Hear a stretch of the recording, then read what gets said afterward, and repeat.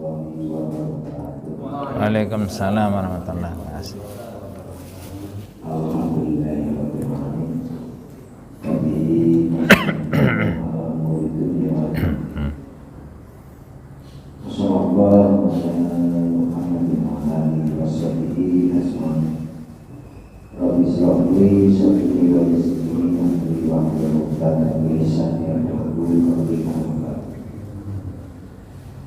Yang terhormat Ustaz Ahmad Ghazali, yang kami hormati Bapak jemaah Majelis Bersama yang senantiasa dirahmati Allah Subhanahu wa Ta'ala. Marilah kita senantiasa memanjatkan puja dan puji syukur kehadirat Allah Subhanahu wa Ta'ala di kaulina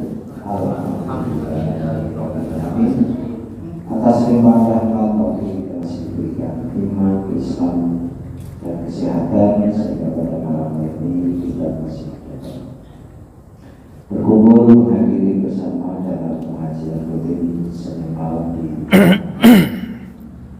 Naruba. Salawat dan salam selalu kita sampaikan kepada junjungan kita Nabi Muhammad Sallallahu Alaihi Wasallam serta keluarga dan masyarakat yang mana beliau adalah Nabi yang membawa Allah, dan mudah-mudahan kita selakunya mendapatkan salatnya bulan yaumul akhir. Assalamualaikum warahmatullahi wabarakatuh. Alhamdulillah, nahmadu wa nasta'inu wa nastaghfiru wa nastahdi, asyhadu an la ilaha illallah wahdahu la syarikalah wa asyhadu anna Muhammadan abduhu wa rasuluh. Allahumma salli wa sallim wa barik ala nabiyyina wa habibina wa syafi'ina Muhammadin sallallahu alaihi wasallam wa ala alihi wa sahbihi ajma'in. Wa qala subhanaka la ilma lana illa ma 'allamtana innaka antal alimul hakim.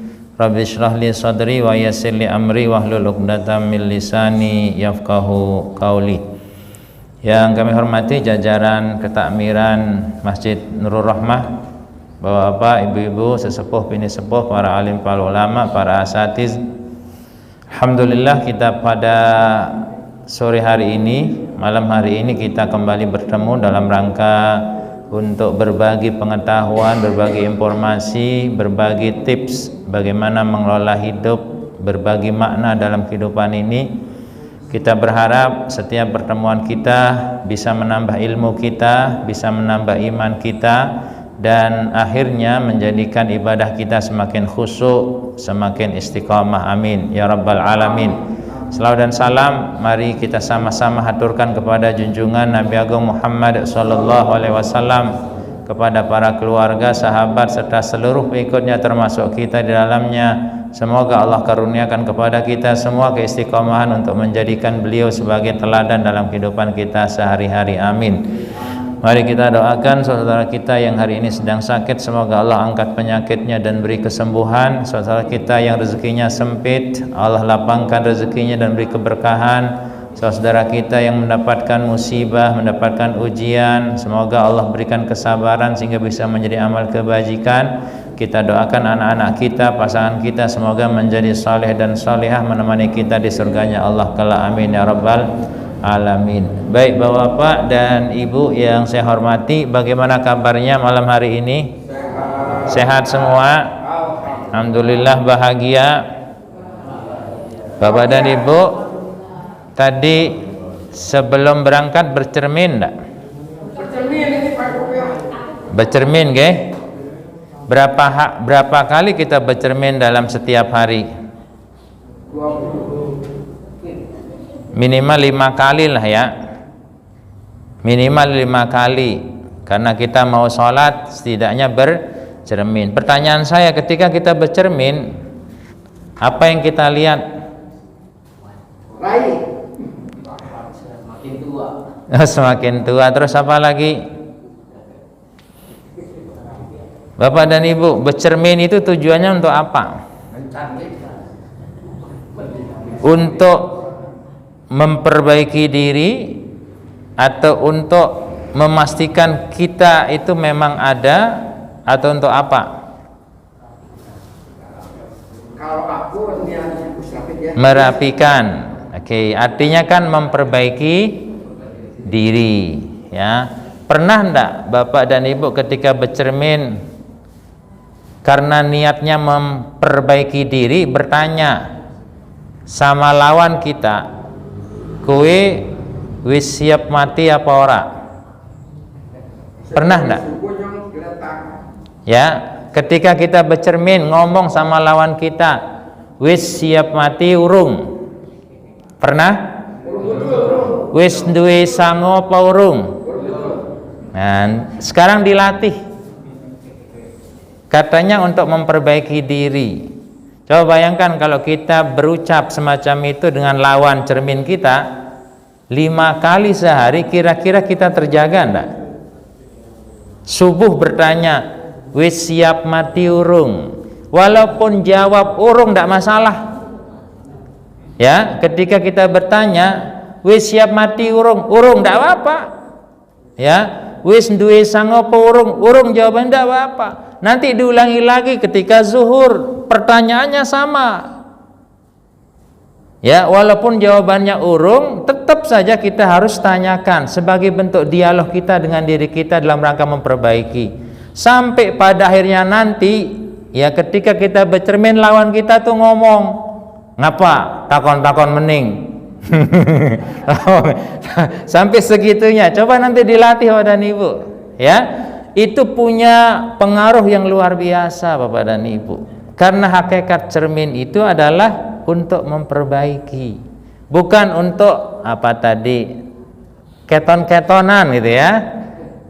Ya, tapi untuk memperbaiki. Maka biasakan untuk melakukan dialog imajiner dengan lawan kita di cermin. Siap Bapak dan Ibu? Jadi pertanyaan pertama apa tadi? Wis siap mati urung? Ya. Wis duwe sango urung? Akeh endi dosa apa pahalamu? Wah, apa mending? Cukup 5 saja Anda ulang, nanti bisa membangkitkan semangat hidup kita kembali. Nggak percaya? Coba latih 10 hari, dilatih sepanjang itu Bapak dan Ibu, mesti punya pengaruh. Ya, ini teknik tips sederhana bagaimana kita agar hidup kita ini terkendali. Ya, kalau pertanyaannya wis mati apa urung, ndak akan mungkin kita ini menyanyiakan waktu kita. Ya, wis duwe sango apa urung, ndak akan mungkin kita menyanyiakan kesempatan untuk berbuat kebajikan. Ya, jadi semangatnya itu. Siap Bapak dan Ibu? Iya, besok pertemuan berikutnya akan saya tanyakan. Wis njawab apa urung? Ya, wis njawab apa urung? Wis ngomong apa urung? Yang lawan kita itu takon baik, jawabannya mesti urung. Ini pembelajaran pertama. Baik Bapak dan Ibu, pada malam hari ini kita bicara tentang doa dan ikhtiar. Coba Bapak dan Ibu jujur, mana yang lebih kita yakini, doa atau ikhtiar selama ini? Doa atau ikhtiar? Ya karuan dua-duanya. Nggak, yang lebih dominan doa atau ikhtiar? Ikhtiar. Ada yang doa, ada yang ikhtiar. Ini fakta di lapangan memang. Ada orang di antara kita ini nek wis doa Rabbana atina fid dunya hasanah, ya wis. Ya ndak? Ya. Ikhtiarnya ndak semangat. Ya. Ada di antara kita juga yang ikhtiarnya semangat, doanya ya engkosit lah, pokoknya ikhtiar. Nah, maka saya kepingin mari kita dudukkan porsinya masing-masing agar kita bisa bersikap. Ya. Nah, kita baca bareng-bareng Bapak dan Ibu. Ini surat apa? Ayat berapa? 1.000? Bacin wis lah. Surat Al-Anbiya ayat 90. Monggo dibaca bareng-bareng ta'awudz. A'udzu billahi minasyaitonir rajim. Bismillahirrahmanirrahim.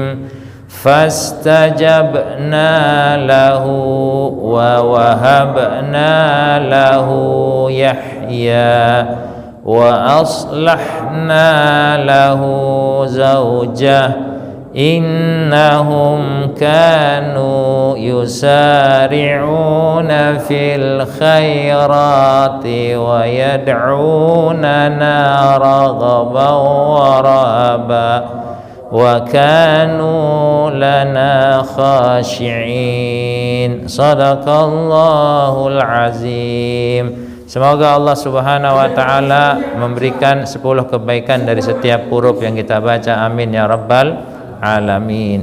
Baik Bapak dan Ibu, ada yang hafal? Silakan. Oh, dibaca. Jadi ceritanya menarik Bapak dan Ibu. Ini cerita tentang Nabi Zakaria. Kenal Nabi Zakaria Bapak dan Ibu? Kenal di mana? Ketemu di mana? Kenal.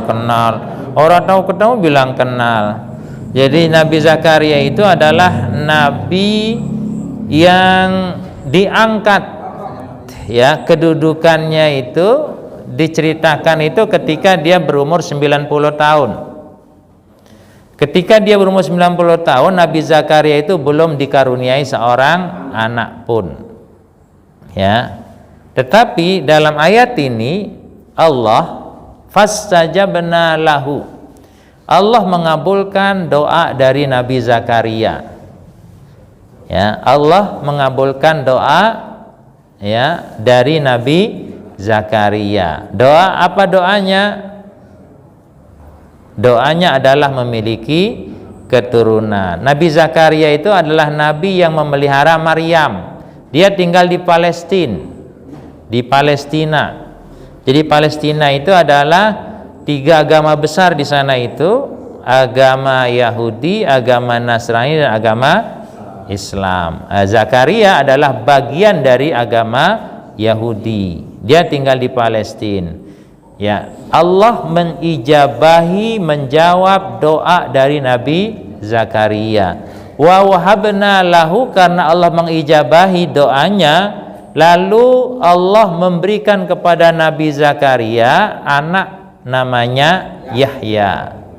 Jadi Yahya itu adalah anak dari Nabi Zakaria, ya. Wa aslahna lahu zaujah. Ya, gimana cara Allah menjadikan Nabi Zakaria punya anak? Allah memperbaiki kandungan dari istrinya yang sudah tua renta. Coba bayangkan, umur 90 tahun, ya, kira-kira bisa hamil apa enggak sekarang? Ya, enggak bisa. Ya, secara pengetahuan enggak bisa. Ya, sudah menopause, ya. Jadi sesuatu yang tidak mungkin tetapi menjadi mungkin kalau Allah sudah terlibat di dalamnya.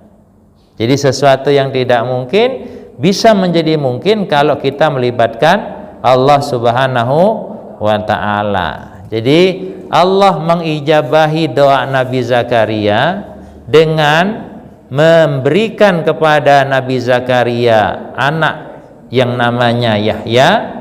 Lalu Allah polanya dengan memperbaiki kandungan dari istrinya.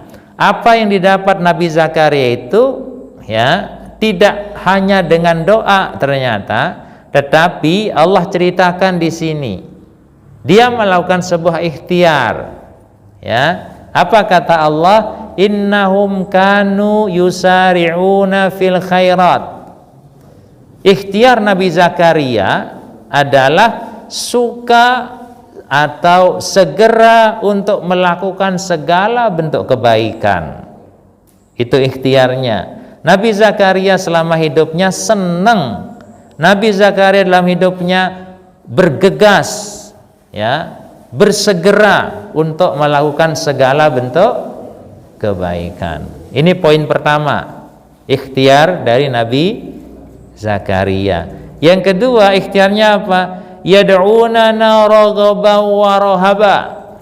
Ketika dia mengharap kepadaku, semangatnya luar biasa. Dia punya harapan untuk bisa melakukan. Dia mendengar ini ada perintah, dia berharap dia bisa melakukan. Itu namanya raghaba. Ya. Kemudian ada kata rohaba, ya, setelah dia melakukan ada rasa cemas dalam dirinya, mbok-mbok ora ketampa. Walaupun dia sudah melakukan dengan sempurna, tetap hadir dalam dirinya itu apa? Kecemasan, mbok-mbok tidak ketampa. Maka saya akan ulangi lagi. Dilakukan lagi, muncul kecemasan, mbok-mbok ora ketampa, diulangi lagi. Terus seperti itu. Harapan cemas, harap cemas, harap cemas. Lah kalau kita, Bapak dan Ibu, ya, beribadah kepada Allah, ada ndak rohabanya? Ndak pernah kita merasakan rohaba. Kalau sudah sholat ya wes, ndak ada kecemasan. Ya Mbok? Ya, coba ada ndak di antara kita ini ada rasa cemas? Misalkan kalau puasa selesai buka, ada cemas ndak? Cemas ndak? Aduh, puasaku bener apa ndak? Ndak muncul loh.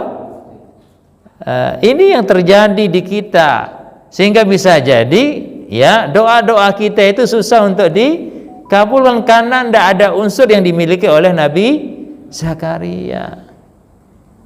Ya, jadi makanya kalau kita kepingin dipenuhi doanya oleh Allah, satu, yusari'una fil khairat. Yang kedua, Anda harus memiliki harapan dan cemas. Harap itu sebelum melakukan perintah, cemas itu sesudah melakukan perintah. Maka kalau ada orang di antara kita, aku nyumbang sekian ikhlasku, ini adalah orang-orang tidak ikhlas. Kenapa tidak ada rohabanya di sana, gitu ya? Ya, tidak ada kecemasannya di sana. Dia dengan berani sekali mengatakan, aku ini ikhlas nyumbangnya. Artinya apa? Dia benar-benar memastikan ini adalah sesuatu yang ikhlas. Beda dengan Nabi Zakaria, melakukan sesuatu muncul kekhawatiran, jangan-jangan ini belum maksimal, jangan-jangan ini tidak sesuai dengan tuntunan Rasul, dan seterusnya. Apalagi kalau ada orang mengatakan, aku sholatnya sesuai dengan tuntunan Rasul. Ada apa enggak orang sang itu? Ya, kalau enggak seperti ini tidak sesuai dengan tuntunan Rasul. Bapak dan Ibu, Umar yang hidup di masa Rasulullah saja itu muncul kecemasannya, Bapak dan Ibu. Jangan-jangan ini tidak sesuai dengan tuntunan Rasul, yang ketemu Rasulullah. Lah, kita yang tidak ketemu Rasulullah, yang masa hidupnya jauh, kok berani-beraninya mengatakan ini sesuai dengan, tidak ada kecemasan di dalamnya. Maka ayo dilatih Bapak dan Ibu. Setiap melakukan sesuatu, ujungnya apa? Tanyakan. Ya, hadirkan apa? Kekhawatiran, hadirkan apa? Kecemasan. Jangan-jangan ini belum maksimal, sehingga mendorong dia untuk melakukan lagi. Ketika kecemasan datang, mendorong dia untuk melakukan lagi. Bisa enggak kira-kira Bu Bapak? Misalkan sholat malam, kita sudah 13 rakaat atau 11 rakaat, sambil muhasabah, kira-kira sudah mantap apa belum, sudah sesuai dengan tuntunan apa belum. Itu yang nanti mendorong orang untuk mengulang, memunculkan harapan, ya Allah beri kesempatan kepadaku untuk bisa melakukan sekali lagi. Itu yang harus dilakukan. Kemudian wa kanu lana khashiin, setiap dia menghadapku, setiap dia tunduk kepadaku, posisinya khusyuk. Jadi khusyuk itu Bapak dan Ibu, ada ilmunya satu, dan dua, misalkan saya ambilkan sholat lah. Khusyuk sholat itu bukan ketika kita takbir sampai salam, tapi khusyuk sholat itu adalah ketika kita mendengar, mulai dari mendengar azan. Kenapa? Karena ketika mendengar azan kita dibenahi caranya berpikir dalam hidup ini. Ya, Anda bisa lihat ya, Allahu Akbar, Allahu Akbar, berapa kali Allah mengatakan Allahu Akbar, Allahu Akbar? 4 kali. Allah Maha Besar hadir dalam otak kita. Allah Maha Besar, Allah Maha Besar, Allah Maha Besar. Harusnya kalau kita mendengar semacam itu, ya, muncul dalam diri kita apa? Kemauan untuk melaksanakan sholat. Lah kita ini Allahu Akbar asik saja, ibu-ibu goreng serang-sereng, Allahu Akbar serang-sereng, ya, nggak ada ngefek, ya enggak? Bawa bapak juga demikian. Kalau lagi main apa atau mancing misalkan catur, Allah Maha Besar, Allah Maha Besar, Allah Maha Besar, Allah Maha Besar. Enggak mempan coba. Esis 10 menit lagi. Gimana? Wa kanu lana khasyiin. Itulah. Maka ayo kalau kita kepengen khusyuk salat, mulai dari mendengar azan. Bisa enggak kira-kira Bapak dan Ibu? Jadi sempatkan dengarkan azan. Ya, 5 bulan lagi kita berRamadan misalkan, ya. Jadi jangan sampai perilaku kita sama dengan perilaku pada tahun-tahun yang lalu. Cukup dengar Allahu Akbar sekali terus dipateni. Wis wayai buka. Sudah tidak benar lagi itu. Long azan itu membenahi pikiran kita. Ya. Setelah Allahu Akbar, asyhadu alla ilaha illallah, karena Allah Maha Besar, ya kamu pantas untuk beribadah kepada Allah karena Allah yang Maha Besar, gitu loh. Maka ayo bareng-bareng kepada Ibu. Orang khusyuk dalam zakat itu mulai kapan? Bukan ketika ngambil duit dari kantong lalu Anda keluarkan. Tapi sejak Anda mulai usaha sampai meraih hasil, lalu Anda keluarkan sebagian kecil dari hasil tadi untuk berzakat. Itu namanya khusyuk. Jadi Anda tuh kerja dengan sungguh-sungguh pada akhirnya. Kenapa? Ya, Anda mau mengeluarkan sebagian dari hasil Anda, gitu loh. Ini contoh sederhana Pak dan Ibu. Jadi khasyiinnya itu dimulai sejak awal, bukan ketika ibadah itu proses dilakukan. Paham Bapak dan Ibu? Ini contoh sederhana. Jadi sekali lagi, doanya Zakaria itu dipenuhi oleh Allah, ya, karena rangkaian sebelumnya adalah ikhtiar. Jadi orang kalau berdoa baru dikatakan benar doanya kalau dia ikhtiar. Ya. Karena doa itu adalah puncak ikhtiar. Sebaliknya orang ikhtiar, ya, tapi dia tidak doa, berarti dia belum sempurna atau ikhtiarnya belum sampai puncak. Maka tadi kalau saya bertanya, kita ini dominan ikhtiar apa dominan berdoa? Kalau dominan berdoa, ngelomboni karena tidak ada ikhtiar. Ya. Kalau dominan ikhtiar, dia belum sempurna sampai dia berdoa kepada Allah. Itu yang terjadi pada Nabi Zakaria. Ikhtiarnya luar biasa, yusari'una fil khairat wa yad'unana ya raghaba wa rahaba wa kanu lana khasyiin. Dia lakukan itu semua sampai kalimat doa yang muncul dari Nabi Zakaria sehingga langit bergetar, Allah memberikan ijabah. Sesuatu yang tidak mungkin menjadi mungkin. Maka besok kalau kemarin sudah pelaksanaan pasar apa namanya kemarin? Pasar sedekah ya? Pasar apa? Pasar murah. Ya, ayo lakukan ini. lakukan, nanti insya Allah akan terus berjalan setiap bulan. Percaya kepada Allah, Anda ikhtiar, Anda mensegerakan, ngajak orang untuk segera berbuat kebajikan, insya Allah akan bisa berjalan dengan lancar. Nah, di Kemukus Desember besok itu 2 tahun yang kedua. Itu saya umumkan kemarin, ini sudah ada 30 tabung gas yang masuk free, sebagai door prize-nya. Simple, kita bisa menggerakkan orang. Ini contoh sederhana, ya. Jadi 2 tahun, ya, kita lakukan itu, tidak ada sumber pasti, tapi Allah yang bergerak, ya, menggerakkan orang lain untuk bisa terlaksana setiap bulan selama 2 tahun. Alhamdulillah, ya, karena keyakinan kita setiap kebaikan mesti ada orang yang mendukung. Ya, itu aja prinsip. Jadi mulai sekarang diniatin aja ben-bulan, ya. Bulan kedua besok kita bantu dari Lazismu PKU, ya, 1.500.000 monggo digunakan untuk apa? Proposal ke kita. Hanya 1 kali saja, ya. Itu anggap sebagai modal untuk biaya beli bahan ininya lah, bahan dasarnya. Misalnya kalau Anda pasar murah, ya itu sebagai modal awal lah.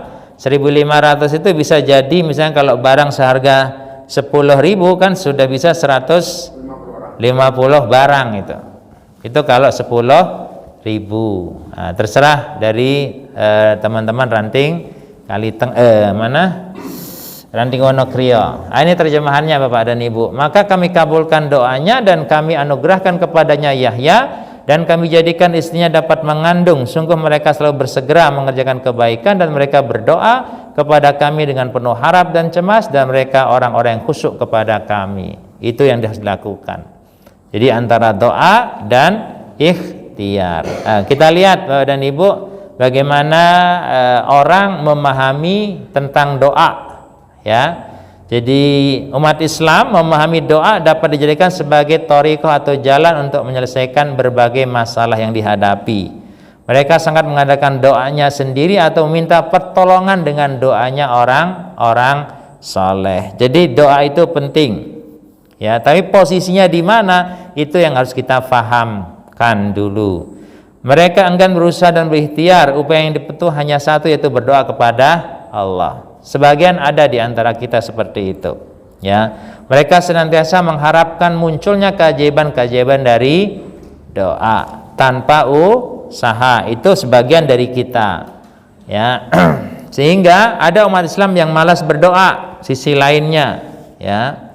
Karena mereka tidak yakin bahwa doanya akan dapat menyelesaikan masalah hidup yang dihadapinya. Jika mereka berdoa hanya sebatas formalitas belaka.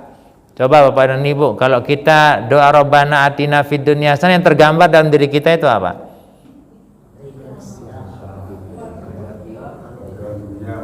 Hanya bacaan saja toh. Pada Rabbana itu pengakuan, ya Allah, Engkaulah yang menciptakan kami, ya Allah. Ya Allah, Engkaulah yang beri rezeki kepada kami, ya Allah. Ya Allah, Engkaulah yang memelihara kami, ya Allah. Berikanlah kepada kami kebaikan. Nah, kayak gitu. Ini orang korupsi bacanya Rabbana. Katanya Tuhanku yang menciptakanku, Tuhanku yang memeliharaku, Tuhanku yang beri rezeki kepadaku. Kok korupsi? Kan aneh.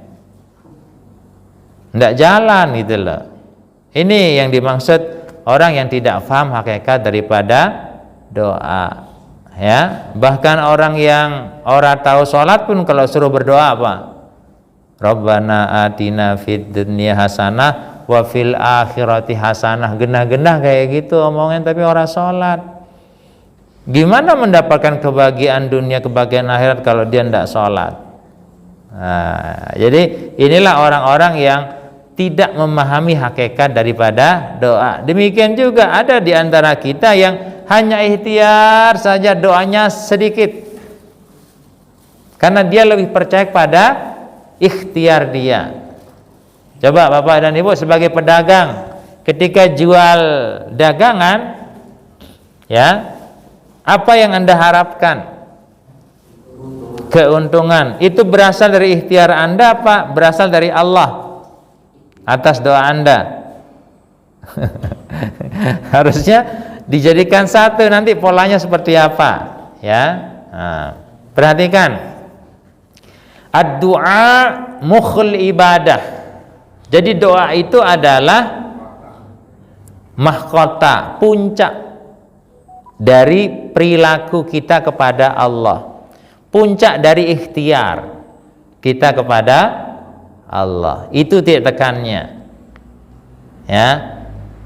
Untuk menjadi puncak dia harus punya basis, dia harus punya dasar gitu loh. Jadi dia sesuatu yang apa bahasanya ya, mulainya dari awal sampai akhir tidak pernah tertinggal gitu loh. Jadi dalam hadis ini Rasul mengatakan ad-du'a mukhul ibadah.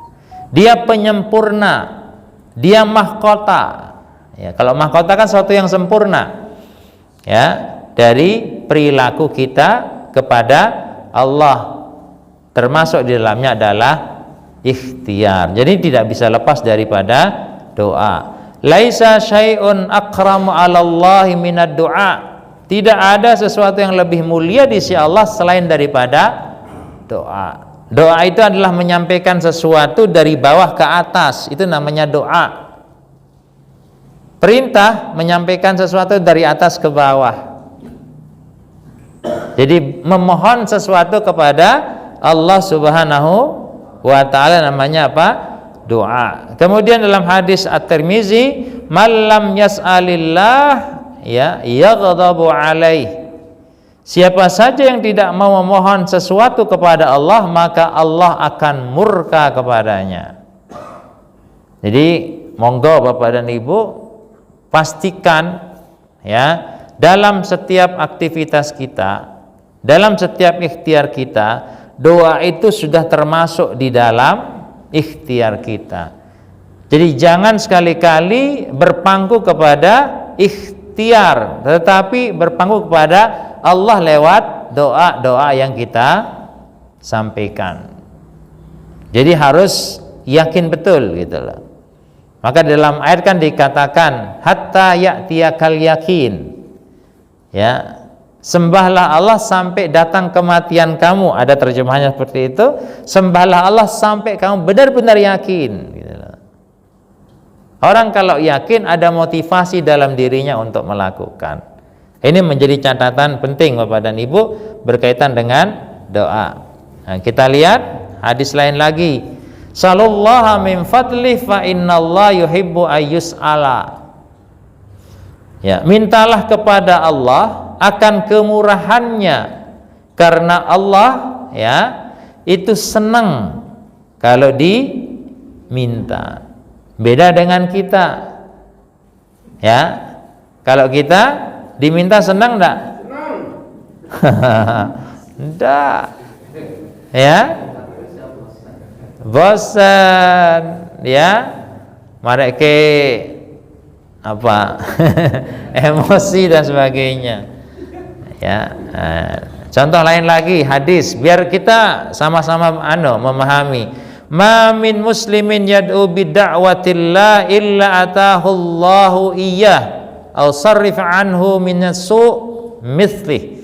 Jadi tiada seorang muslim ya kalau berdoa kepada Allah ya kecuali Allah akan datangkan apa yang dia harapkan. Jadi bahasa sederhananya, setiap doa-doa manusia itu, setiap doa-doa hambanya itu akan Allah terima, akan Allah berikan kepada kita. Ya. Cuman kadang kalau kita berdoa kita ego. Yang kita minta hanya untuk kepentingan kita, jarang untuk kepentingan tetangga kita. Ya enggak?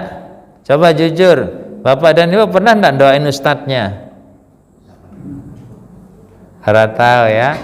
Doain tetangganya, nyebut namanya, kasih rezeki segini ya Allah kepada tetangga saya, pernah apa belum? Sering, alhamdulillah. Tapi kebanyakan tidak melakukan itu. Padahal Allah membukakan diri nih. Apapun yang dimintakan oleh seorang muslim, Allah akan kasihkan kepada kita. Ya, Bapak dan Ibu yang kepingin sugih, pernah enggak ngomong sama Allah, ya Allah beri saya penghasilan 500? Iya. Izin enggak berani apa? Izin apa? Orang sampai berpikir semacam itu. Boleh enggak seperti itu? Boleh saja loh, kita punya Allah yang maha kaya, minta. Ya, padahal Allah janji. Ya, an atahullah, Allah akan berikan gitu loh. Ya, Allah akan berikan apapun yang diminta oleh orang-orang beriman. Cuman kita yang tidak memanfaatkan ini, kesempatan ini gitu loh. Maka Bapak dan Ibu, misalkan coba latihan malam inilah. Ya Allah, bangunkan aku jam sekian. Pernah mungkin Bapak dan Ibu ngalami tanpa jam jam waker, tanpa alarm bisa bangun sesuai dengan permintaan? Pernah? Iya, bisa. Kenapa? Allah memang janji seperti itu. Ya, Allah janji seperti itu. Tapi kadang kita tidak lakukan itu. Boh, kenapa? Ya, misalkan ya Allah, misalkan bakul gas, misalkan ya Allah saya bisa jual gas 50 tabung dalam sehari. Pernah enggak? Enggak pernah toh? Coba nanti. Sekali lagi, tadi bagaimana Zakaria ketika dia ikhtiar, Allah kabulkan sesuatu yang tidak mungkin menjadi mungkin. Ya, ini pembelajaran Pak dan Ibu. Ya, nah, coba nanti dilatih ya. Nah. Kemudian kita lihat hadis lagi. Ma min muslimin yad'u bid'awatin laysa fiha ithmun wala qati'atun illa atahullahu biha ihda thalath, imma yu'ajjila lahu da'watah wa imma yudakhiraha lahu fil akhirah wa imma yusarrifa anhu su' mithlaha. Jadi kalau ada seorang muslim yang berdoa kepada Allah di mana dia tidak punya dosa, ya, tidak memutuskan hubungan silaturahim, ya, maka dia akan mendapatkan satu di antara 3 kemungkinan. Ini penting, kita harus berdoa, ya. Pertama, ya, Allah kabulkan doanya. Kalau tidak, Allah tabung doanya untuk akhirat nanti, ya. Atau yang ketiga, Allah jadikan doa itu sebagai penghalang dari keburukan. Ya. Nah, ini kekuatan daripada doa. Maka baiknya memang ketika kita berdoa tapi tidak tahu artinya, ya udah pakai artinya saja. Langsung terjemahnya. Iya. Langsung terjemahnya atau ngomong sesuai dengan apa yang kita inginkan, itu lebih baik ketika kita berdoa, karena yang kita butuhkan yang ngerti sendiri. Maka kenapa doa itu baiknya sendiri-sendiri, kecuali ada doa yang memang dituntunkan oleh Rasul Shallallahu Alaihi Wasallam, seperti ketika khutbah Jumat, ketika istisqa, ya. Nah, itu tuntunan. Tapi di luar itu boleh, silahkan. Alhamdulillah kita sudah bertemu sama hujan, ya. Bapak dan Ibu, ya, Allah itu turunkan hujan itu dikarenakan bukan saja karena manusia butuh air, tapi binatang butuh air. Maka idealnya sholat istisqa itu nggawa binatang juga kudune.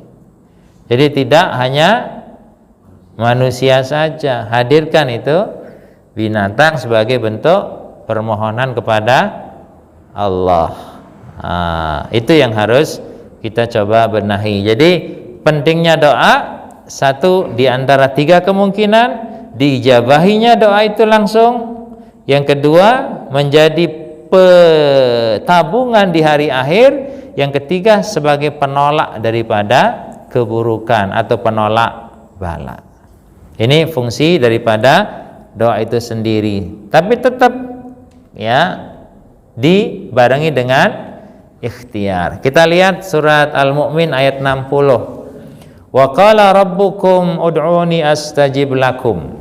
Dan Tuhan berkata, Tuhan kalian berkata, ud'uni, ya, serulah aku, astajib lakum, maka akan aku jawab apa yang kalian seru. Ya. Nah, ini innal ladzina yastakbiruna an ibadati, dan sesungguhnya orang-orang yang menyombongkan diri, ya, dari menyembahku, sayadkhuluna jahannam madakhirin, maka dia akan masuk ke dalam jahanam dengan hina dina. Salah satu ciri orang sombong itu adalah tidak mau berdoa. Jadi makanya minimal membiasakan membaca basmalah. Jadi basmalah itu adalah bagian daripada doa, karena doa itu adalah tolab, permohonan. Ya Allah, aku melakukan ini mengharapkan, ya, Ar-Rahman, kasih sayangmu, ya, yang kasih Ar-Rahman artinya apa? Kesayanganmu dan kecintaanmu, bisa masuk dalam arti itu.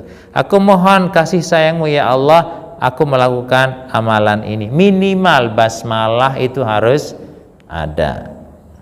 Ya, tadi berangkat dari rumah, ya, masuk masjid, keluar masjid, duduk saat pengajian, ya, itu harus hadir minimal bacaan basmalah. Ya. Nah, ini perhatikan. Wa iza sa'alaka ibadi anni fa inni qarib. Nah, jika hambaku bertanya tentangku, maka jawablah hai Muhammad, aku adalah dekat. Ya. Karena aku dekat, ujibu da'watad da', aku akan jawab seruan-seruan orang yang berdoa kepadaku. Syaratnya apa? Fal yastajibuli. Ini namanya ikhtiar. Jadi syarat Allah kabulkan permohonan setiap yang berdoa itu apa? Yang pertama, fal yastajibuli, hendaklah dia memenuhi seruanku. Ini syarat pertama. Ya, jadi tidak serta-merta Allah menjawab setiap permohonan kita, ya, tetapi Allah menjawab setiap permohonan kita itu kalau syaratnya dipenuhi. Syarat pertama adalah fal yastajibu li, hendaklah dia menjawab, ya, memenuhi seruanku. Yang kedua, wal yu'minu bi, hendaklah dia meyakini tentang kekuasaanku untuk bisa menjawab atau untuk bisa mengabulkan apa yang dia minta. Jadi bahasa sederhananya, antara apa yang kita minta ini harus seimbang dengan syaratnya. Ibarat mancing, Bapak dan Ibu. Kalau Bapak dan Ibu kepingin mancing dapat tongkol, umpannya apa? Ya, atau mancing kepingin dapat ikan paus, umpannya apa? Tidak bisa cacing, mesti harus disesuaikan. Kata kuncinya itu.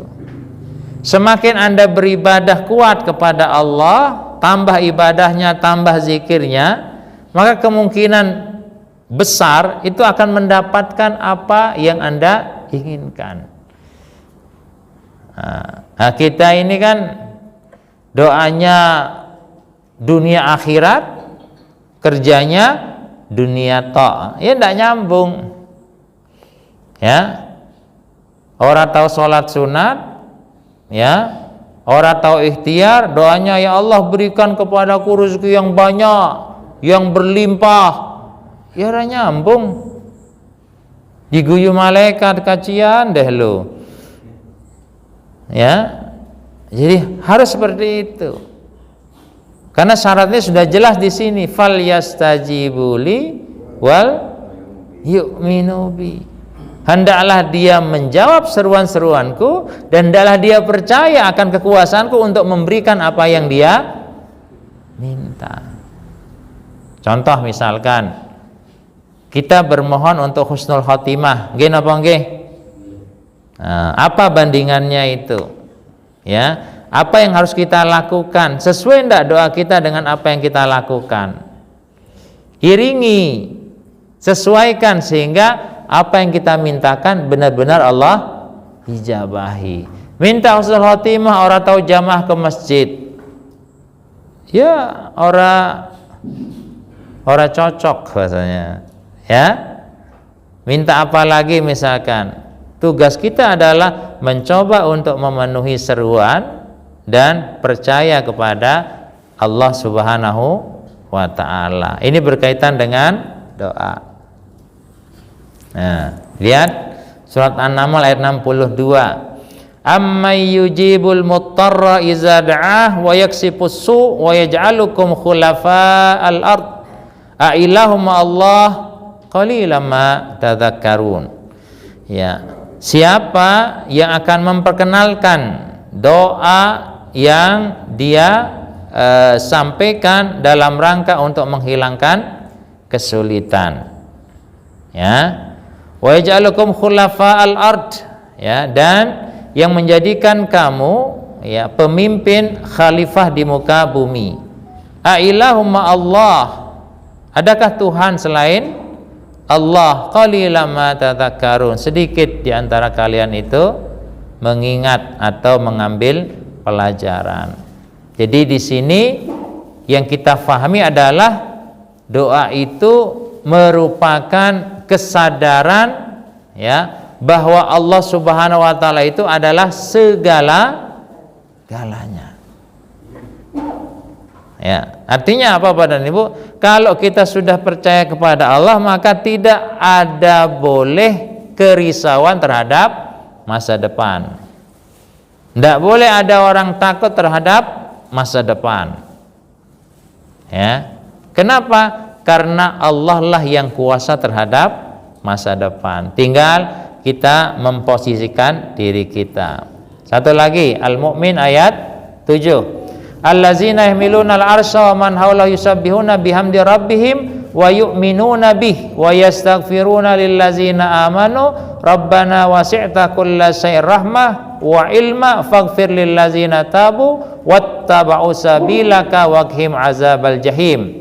Orang-orang atau malaikat yang memikul arsy, ya, dan malaikat yang berada di sekelilingnya, yusabbihuna bihamdi rabbihim, mereka bertasbih, ya, bihamdi rabbihim, dengan memberikan pujian kepada Tuhan mereka, wa yu'minuna bihi, dan meyakini, mereka meyakini terhadap kekuasaan Allah, wa yastaghfiruna lillazina amanu, dan malaikat memohonkan ampun untuk orang-orang beriman.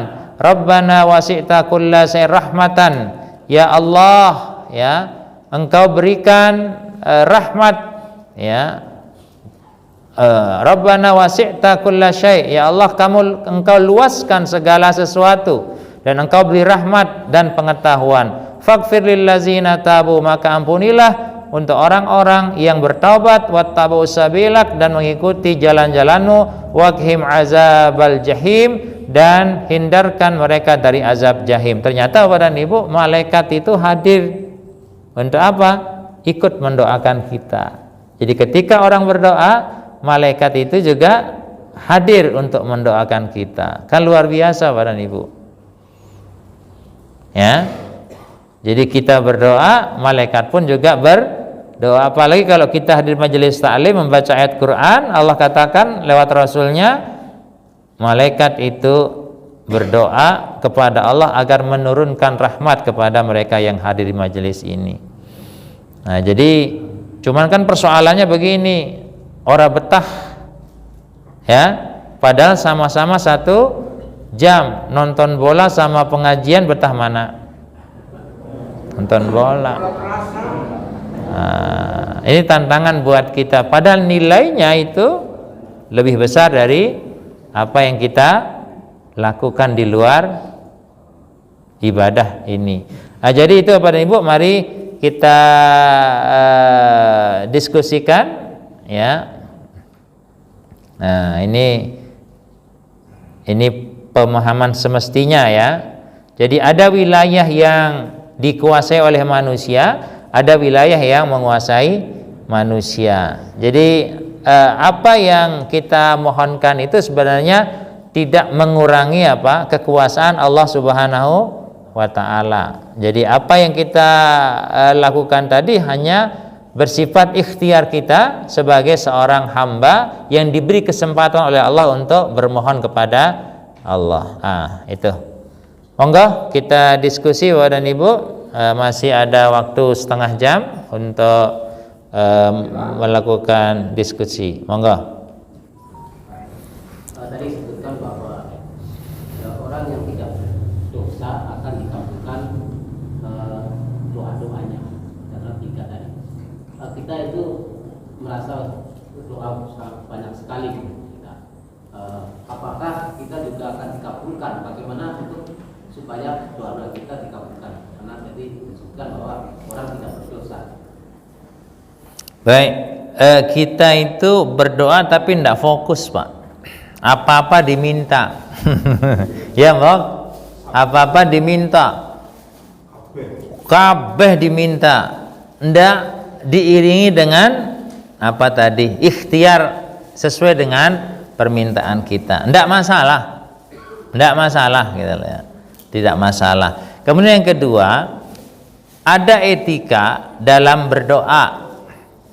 Ya, misalkan sebelum berdoa ya, biasakan untuk meminta ampun kepada Allah terlebih dahulu. Ya, buat diri kita ini suci. Buat diri kita ini terbebas dari segala bentuk kesalahan. Ya. Karena istighfar itu bagian dari etika berdoa. Nanti bisa buka surat Nuh itu ya. Surat Nuh, fastaghfiru rabbakum innahu kana ghaffara. Mintalah ampun kepada Tuhanmu karena Tuhanmu itu Maha Pengampun. Yursilis sama alaikum midrara.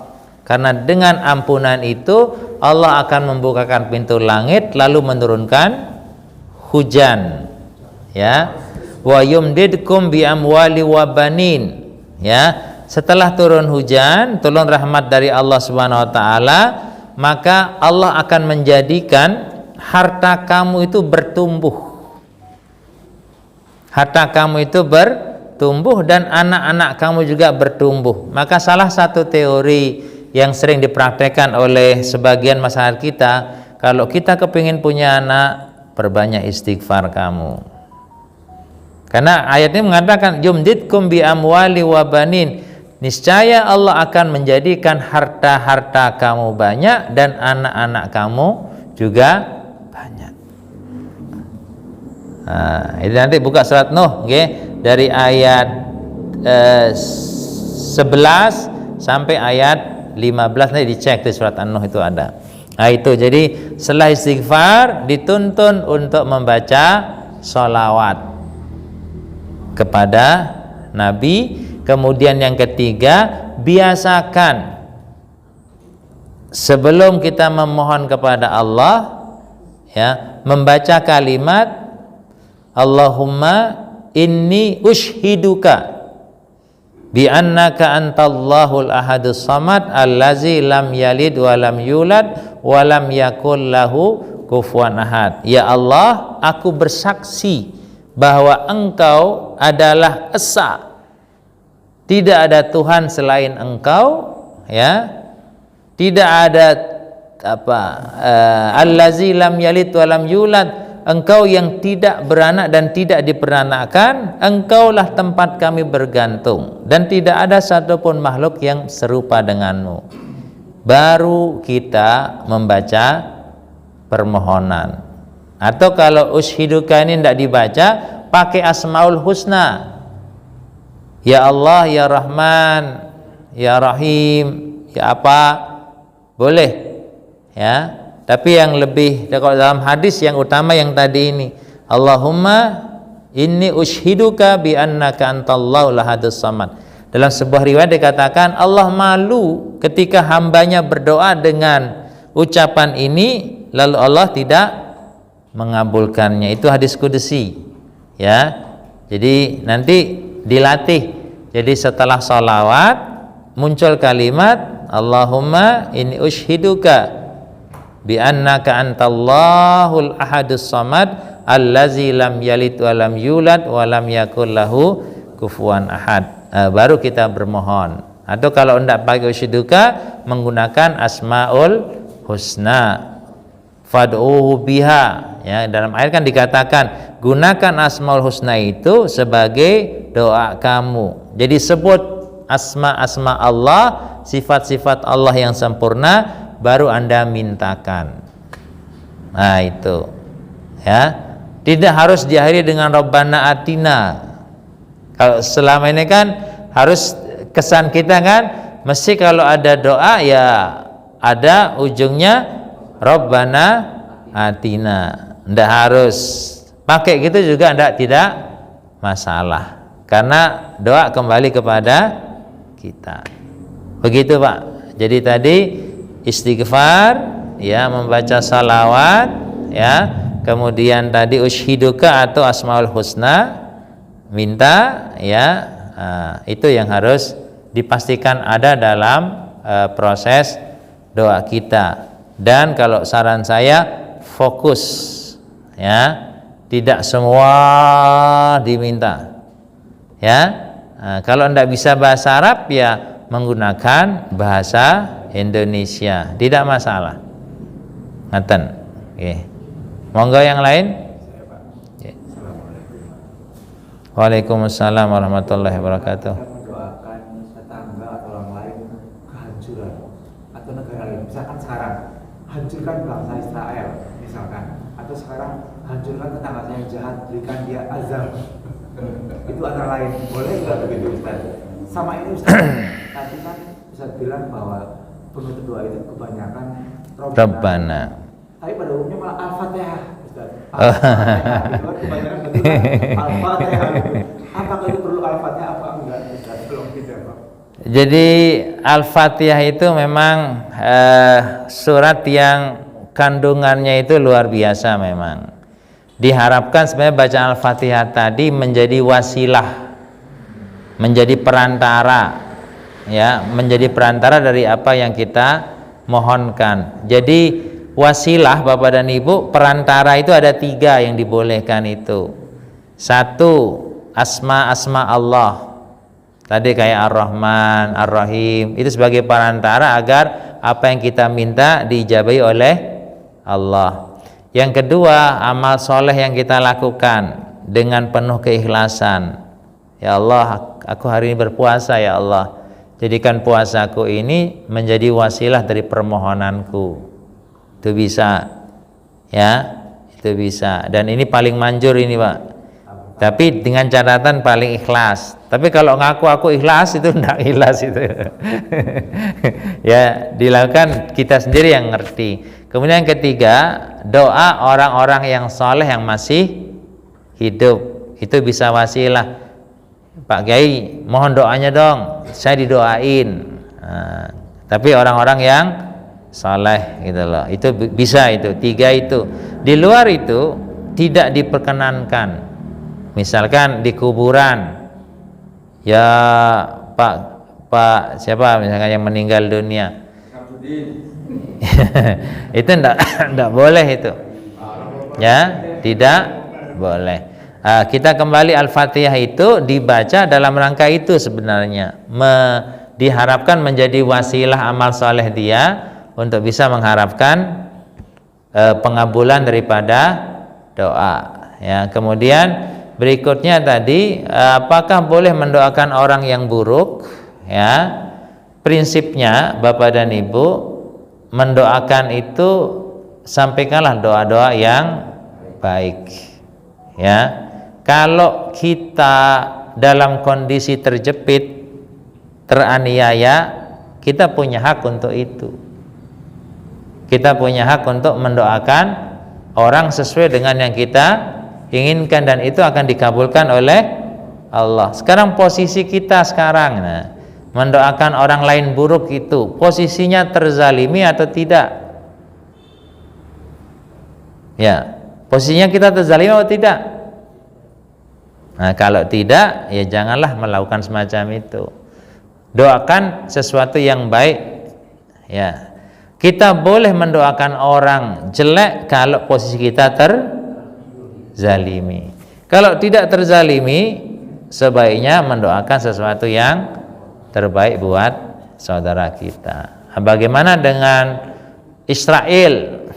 Ya, kalau kita terzalimi sebagai umat Islam, ya boleh-boleh saja. Tetapi kalau tidak terzalimi, ya jangan berdoa buruk untuk orang lain. Itu aja. Tinggal posisinya mana, teraniaya atau tidak. Kalau teraniaya, maka hak kita untuk mendoakan. Sekarang Waalaikumsalam warahmatullahi wabarakatuh. Ketua Tamir bisa mempertanyakan Pak, kan jadi biru jasa tur rekor umroh haji di sini tidak satu yang dia jalankan oleh izin Pak. Ini ada satu biru jasa yang menawarkan dengan dana talangan, dia bisa umroh dengan setengah dibantu dengan talangan berangkat kalau mulai dari biru jasa. Jadi setelah pemberangkatan jamaah yang memakai dana talangan meninggal dunia, kita sebagai agennya ikut memberikan jalan berhutang terhadap biru jasa jamaah, banyak kita ikut. Nah, ini sekali kalau berhutang misalnya harus lunaskan waktunya beribadah. Ya. Makasih. Jadi pertanyaan sederhana, boleh enggak kita beribadah dengan berhutang itu ya? Gitu toh. Nah, prinsipnya Bapak dan Ibu, muamalah itu apapun boleh. Ini kan muamalah ya. Muamalah itu boleh hukumnya. Al aslu fil muamalah al ibahah illa ma dalil ala khilafi. Jadi boleh apapun itu. Cuma kan persoalannya begini. Kebolehan kita berhutang itu manakala untuk ibadah, manakala ada kepastian sumber untuk mengembalikan. Ada kepastian sumber untuk mengembalikan. Yang tidak boleh adalah ketika dia berhutang tidak ada sumber untuk mengembalikan. Itu yang dilarang.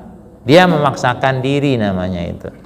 Tapi kalau sudah ada sumber pengembaliannya, itu dibolehkan. Misal, aku tak umroh di sit lah, ya, nanti biaya umroh saya akan angsur lewat gaji bulanan saya, tertulis, ya, bukan omong doang, tertulis. Itu boleh. Ada sumber dari pengembalian. Yang tidak boleh itu ketika kita melakukan tanpa ada kepastian sumbernya dari mana. Gitu Pak. Ya. Jadi kalau yang ditanyakan tadi, siapa yang nanggung hutang? Ya keluarga dari si mayit. Ya. Yang jelas setiap hutang piutang harus tercatat dan ada saksinya. Jangan sampai tidak tercatat, ya, atau tercatat tanpa ada saksi. Tercatat dan ada saksinya, minimal 2 orang.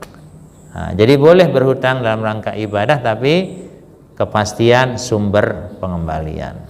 Oke. Nah, mungkin yang lain, silahkan. Ini dulu.